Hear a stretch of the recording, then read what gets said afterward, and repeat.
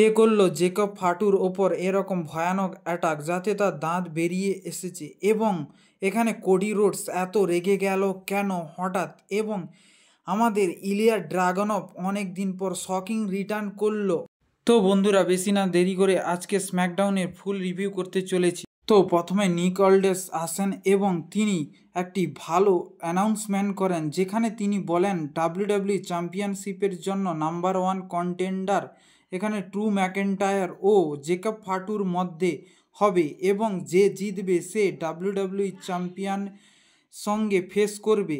এবং তখন Cody Rhodes আসেন এবং বলেন যে তিনি সেথ রলিন্সের কাছে ক্রাউন জুয়েলে হেরেছেন এবং তার ফলে তার একটা হাড়ও ভেঙেছে, এবং তিনি আরও বলেন যে সেথ রলিন্স তার রতে কিছু ফ্যামিলি ইস্যু হয়েছে, এবং এরপর তিনি নাম্বার 1 কন্টেন্ডারের জন্য বলেন যে কে জিতবে এই নাম্বার 1 কন্টেন্ডার, জেকব ফাটু না ড্রু ম্যাকেন্টায়ার যার ওপরে সবাই বু করে এবং জেকব ফাটু যার ওপরে ইয়েস করে তার ফ্যান্সরা। দেখি এরপর ডাব্লিউডাব্লিউ দিক থেকে একটা হাসিকর জিনিস দেখানো হয়েছে, যেখানে রে ফিনিক্স ফটোশ্যুট করছিল, সেখানে সোলোসিকা এসে তাকে ফটোশ্যুট করতে দেয় না এবং তার ওপর অ্যাটাক করে।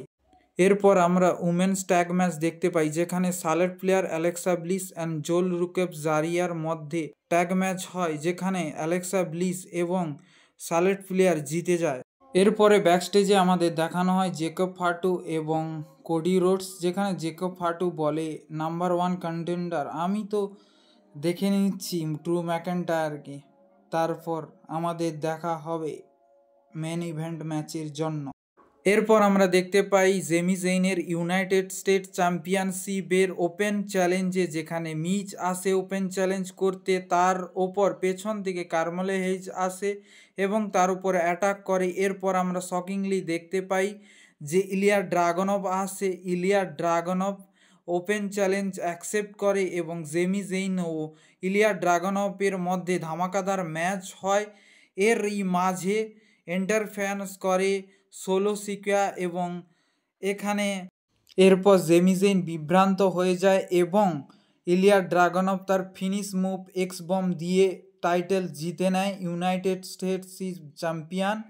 এরপর আমরা দেখতে পাই দ্য এমএফটি অ্যাটাক করে তাদের ওপর, এবং একটু পরেই আমরা দেখতে পাই তাকে বাঁচাতে রে ফিনিক্স আসে এবং রে ফিনিক্সকেও তারা ধূলিসাৎ করে দেয়, এবং সোলোসিকা তার ফ্যামিলি সম্পর্কে বলে যে এমএফটি পুরো এই স্ম্যাকডাউনে রাজ করবে। তখনই পুরো স্ম্যাকডাউনে রিং অন্ধকার হয়ে যায় এবং বোর্ডালেস অর্থাৎ আঙ্কেল হাউডি ইন্টারফেয়ারেন্স করে এবং বলে যে এই স্ম্যাকডাউনে আর কেউ নয়, আমরা রাজ করব, তা অন্য একজন হলো হোয়াইট সিক্স, এবং তাদের পেছনে হোয়াইট সিক্স ইন্টারফেয়ারেন্স করে এবং সেখানে সোলোসিকা তাদের এমএফটিকে বলে চলে যেতে পিছিয়ে এবং চলে যায় তারা রিং ছেড়ে।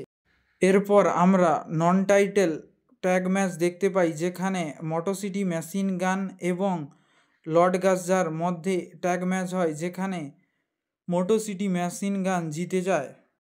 মেন ইভেন্ট ম্যাচ ছিল জেকব ফাটু ও ড্রু ম্যাকেন্টায়ারে, যেখানে আমরা দেখতে পাই ব্যাকস্টেজে জেকব ফাটুর ওপর কে অ্যাটাক করে দিয়েছে স্টিল ফ্র্যাকচার দিয়ে এবং তার দাঁত বেরিয়ে চলে এসেছে জেকব ফাটুর, আর এদিকে অফিসিয়াল তাকে তুলছে। অন্যদিকে আমরা দেখছি ড্রু ম্যাকেন্টায়ার এন্টারেন্স করছে এবং তার এমন হাবভাব যেন সে কিছুই জানে না। তখন নিক অলডেস আসে এবং রেগে বলেন যে তোমাকে নাম্বার 1 কন্টেন্ডার করব না, কারণ তুমি অ্যাটাক করেছো জেকব ফাটুর ওপর, আমরা জানি। তখন কোডি রোডস এসে রেগে বলেন যে তোমার টাইটেল ম্যাচ চাই না এক্ষুনি, তো আসো টাইটেল ম্যাচ করি, এবং কোডি রোডস ও ড্রু ম্যাকেন্টায়ারের মধ্যে খুবই লড়াই হয় এবং স্টেজে লড়াই হতে হতে কোডি রোডস তার টাইটেল দিয়ে ড্রু ম্যাকেন্টায়ারের মুখে মেরে দেয় এবং সেখানে অফিসিয়াল ক্যান্সেল করে দেয় টাইটেল ম্যাচটি। তারপর